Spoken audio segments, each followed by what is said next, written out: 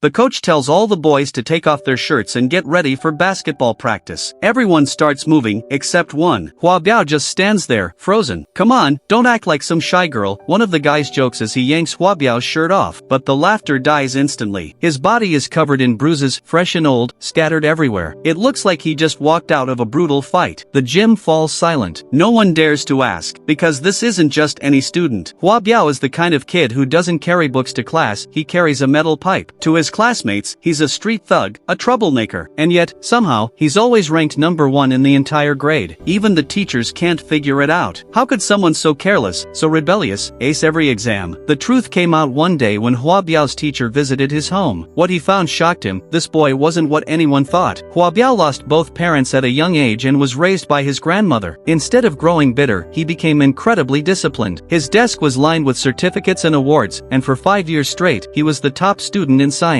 That iron pipe everyone thought was a weapon? It was actually a handrail he built for his grandmother. Life was simple but happy until his grandmother started losing her hearing. Hua Biao decided he would buy her a hearing aid, but for a family this poor, that dream was almost impossible. Soon, his classmates noticed something strange. Hey, Hua Biao just borrowed a big chunk of money from us, one said. He never asks for anything. What's going on? Nobody knew. So one of his friends, Li Yu, decided to follow him after school. He trailed Hua Biao to a construction site, where the boy was working as a laborer. Li Yu shook his head. Man, this is the dumbest way to make money. You'll kill yourself for pennies. With your brain, you should be tutoring kids. It pays 10 times more, and you won't break your back. It sounded like a good plan, but it also opened the door to bigger trouble. When Hua Biao went to a tutoring gig, he introduced himself with a fake identity. My name's Qin Ming, senior at Peking University, majoring in physics, 4-time scholarship winner, student council leader. He thought the lie would make parents trust him, but one father tested him with a sharp question. What's your opinion on Saxon's classical electrodynamics? Hua Biao froze. This was real college material. He couldn't answer. The parent reported him, and the school principal was furious. You've broken school rules. You deceived parents. You don't deserve to tutor anyone, the principal snapped. Explain yourself or tomorrow, you're expelled. Hua Biao clenched his fists, his eyes burning. Finally, he choked out 5 words. I just need money. The room fell silent. The principal, speechless, could only watch him walk away. With no choice, Hua Biao went back to construction work. Days of exhaustion finally caught up with him. He collapsed in the street. At the hospital, the teacher learned the truth. Hua Biao only ate 1 meal a day, usually leftover steamed buns from the cafeteria. His malnutrition had pushed his body to the limit. The teacher reassured the grandmother, don't worry, once he eats properly, his body will recover. But the old woman's heart ached. The next morning, she watched other kids riding shiny new bikes, wearing new clothes. She whispered, all these years, you've lived such a hard life with me. Hua Biao just smiled, patting his old bicycle. Grandma, my Phoenix bike is still the best. Look, the girls line up after school to ride it. Everyone's jealous. Her grandson's maturity made her tear up. She wanted to give him more, even just a decent bicycle. That night, after making too little money selling buns in the morning, she set up her stall again. But trouble was waiting. By the time Hua Biao rushed to the market, he saw a horrifying scene. Several thugs had taken over his grandmother's stall. One of them shoved the old woman, ready to rough her up. He lunged forward, ready to strike, but his grandmother grabbed his arm and pulled him back hard. Don't do it, Biao, she hissed, eyes darting over the men. There's more than one of them. If a brawl breaks out, we'll lose the stall, and you'll get hurt. The old woman planted her feet and refused to be cowed. I paid rent for this spot, she said, voice steady as a knife. I set up here at night because I paid for it. You can't just come and take what's mine like some bully. That's not how it works. The leader, big, greasy, and wearing a face that thought the world owed him something, looked offended. Hey, I paid for this stall too, he snapped. Why you calling me a bully? A bystander on the street finally spoke up. He'd been watching, and his eyes narrowed. Hold up, this is weird. The landlord took money twice and only gave 1 stall. Someone's been double booked. Hua Biao's blood went cold. He remembered that man Fatty, the same thug who had been terrorizing the snack stalls by the school gate a few days ago. Back then, Hua Biao had snapped and broken the guy's leg. Now it looked like the thug was out for payback. The stall had been rented to someone else on purpose. The next morning, Hua Biao went alone to confront Fatty. Before he could even say a word, Fatty pulled out a rental contract and tossed it at him. The contract said the stall could be shared, and there was grandma's signature on it. Hua Biao stared at the paper, the ink like a punch in the gut. He knew he'd been set up, but the signature made the document legally binding. Even if he beat Fatty senseless right there, it would only make everything worse. Fatty didn't want to finish Hua Biao. He wanted to humiliate him. I've got a job for you, Fatty grinned. Get me the rent money those people owe me, every last cent, in 3 days. If you fail, your grandma's stall is mine. Hua Biao understood the assignment was suicide. The debtors were dangerous, desperate men, not the sort to hand over over cash politely. But for his grandma, he swallowed fear and agreed. Fortune, if you could call it that, intervened. A classmate overheard the threat and, terrified for Hua Biao, slipped away and stole a little money from his own house, took it from his dad when he was drunk, and handed it to Fatty, thinking it would solve everything. But when Fatty inspected the bills, his face changed. He sneered, "These are all marked stolen cash. If anyone sees them, it'll look like you stole them. I can't accept this." 3 days, he said. "Don't pull this stunt, or your grandma's bun stall is done." That did it. Hua Biao's jaw tightened. He gave a look, and the boys who'd tried to help suddenly turned on him, shoving and taunting. Just when it felt like fists were about to fly, the teacher arrived. He'd been following curious after seeing Fatty sniffing around the school earlier, and when he pushed through the crowd, he found Hua Biao on top of Fatty, grinding him into the pavement. Fatty wailed, clutching his face. "They beat me. They beat me up. My ankle, look at my ankle," he howled to anyone who would listen. The teacher's mind raced. If the fight reached the police, these kids could get expelled, or worse, a criminal record. But he stayed calm and came up with a different plan. He knew Fatty used to dream of college once, before he'd gone off the rails. So the teacher made a bet. "I'll ask you 3 middle school questions," he told Fatty. "If you get 2 right, we'll let you keep the stall. If you don't, the stall goes back to Grandma Hua." Fatty smirked. He only had an elementary school education, but pride made him accept. The teacher fired off 2 questions in a row. Fatty couldn't answer a single one. He sputtered and cursed, then demanded easier questions. The teacher obliged, down to a first-grade level, but he didn't rush things. By the rules of best of 3, Fatty had already lost the match. One more wrong answer and the stall was legally theirs to return. Realizing he'd been outplayed, Fatty fumbled and pulled the stall contract from his pocket, ready to save face. The teacher snatched it, flashed a grin, and bolted, too fast for Fatty to stop him. The stall was returned to Grandma Hua. For the moment, justice had won. But life doesn't let you rest on a single victory. Long hours and endless worry began to take a toll. Grandma's health, already fragile, started to fail. Strange packages began showing up at their door, parcels with return addresses and names no one could trace. They were sent back by the courier, marked unknown sender. When Hua Biao asked his grandmother, she denied any knowledge. "I didn't borrow anyone's money," she insisted, brow creased. Then Hua Biao opened one of the packages and froze. Inside were pictures and letters addressed to relatives who, as he soon learned, had long since passed away. At first he thought she missed them. Maybe she'd been keeping memories. But the diagnosis that followed demolished that hope: Alzheimer's disease. In clinic light, with the doctor's words echoing in his ears, Hua Biao felt his world tilt. Staring at the thin, tired woman who had raised him, he couldn't hold back the tears. She was slipping away, and he was the only family she had left. How would Hua Biao find the money, the care, the medical help she needed?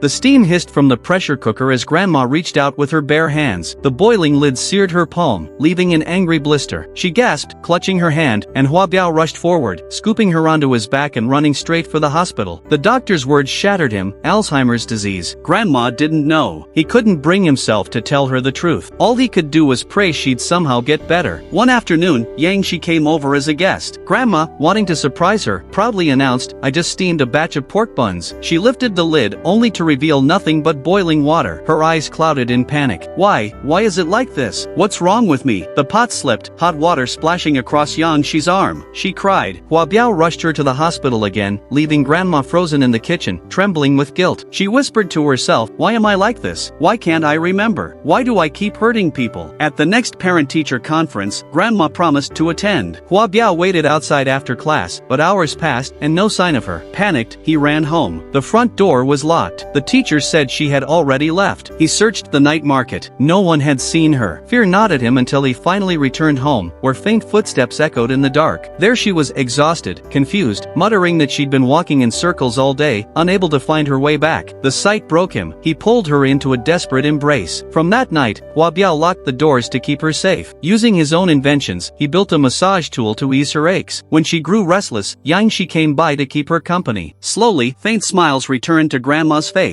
But soon, her mind began to blur again. One morning, she dressed him in a neat military uniform, pinning a bright red flower on his chest. "My son, Jun Shang, you look so handsome in your soldier's clothes," she said proudly. "Grandma, it's me, Hua Biao," he whispered, but she clung to his arm. "If you go, who will stay with me? Don't leave me alone." Rain poured outside. When Hua Biao came home one evening, he froze. Grandma was standing in the yard, clutching an iron rod, eyes wild with fear. "You're not my grandson, you're bad people." Desperate, Hua Biao pulled pulled out his childhood jade pendant. "Grandma, look, it's me, your Biao. Don't you remember?" But 2 decades of fading memory left her blank. She trembled, muttering nonsense, then broke into sobs. Hua Biao's chest tightened. He couldn't bear to push her further. Quietly, he stepped away from the house. He wandered aimlessly until he found himself back at school, shoulders heavy with grief. Yang Shi spotted him first. Before she could speak, he collapsed into her arms, choking back sobs. "Grandma, I'm so scared. I can't lose her. She's all I have." "Biao," Yang Shi murmured, holding him tightly, "you're not alone. You have me. You'll always have me." Her comfort gave him strength, if only for a moment. But the very next night, the sound of Grandma's crying pulled him from his sleep. She sat clutching an old photograph of her son long gone. Her voice trembled. "I just want to go home. I want to see them again." Hua Biao understood. She wanted to return to her hometown, to rest where her roots began, but reality struck him hard. College entrance exams were just a week away. With his grades, he had a real shot at Qingbei, one of the top universities. Going back with Grandma meant giving it all up. All night, he wrestled with the choice. By morning, his decision was clear. He dressed in a crisp white shirt, face shining with quiet determination. He helped Grandma into a stylish new outfit. "Grandma," he smiled gently, "we've got money now. We'll go back home first. After that, wherever you want to go, we'll go. Anywhere, everywhere, as long as we're together." Grandma looked at him with tearful eyes. "Yes, as long as my Jun Sheng is with me, we can travel the whole world." Hua Biao's heart ached, but he nodded, his smile steady. "Okay,